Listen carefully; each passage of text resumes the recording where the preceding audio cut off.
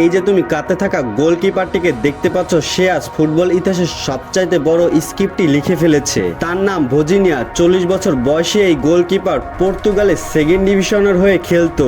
আর স্পেনের সাথে চলমান ম্যাচে সে যেন এক দুঃস্বপ্ন হয়ে দাঁড়ায় স্পেনের প্লেয়ারদের জন্য। মাত্র 90 মিনিটে 7টি গোল সেভ করে এবং 0 গোলে ম্যাচ সমাপ্ত করে। কিন্তু এটা শুধু গোল সেভেরই গল্প নয়। ভজিনিয়া তার ডাক নাম, যার অর্থ হলো গ্রানি বা দাদি। ছোটবেলা থেকেই সে তার মা বাবার ভালোবাসা পাননি, তার দাদি তাকে বড় করেছে। আর সে কারণেই দাদিকে শ্রদ্ধা জানাতে নিজের জার্সির উপর এই নাম সে লিখিয়েছে। আর সব থেকে অবাক করা বিষয় হলো, যেখানে বড় বড় প্লেয়ার তাদের স্বর্ণযুগ 25-26 বছরেই পার করে, সেই বয়সে এই লোকটি একজন পেশাদার ফুটবলার ছিল না।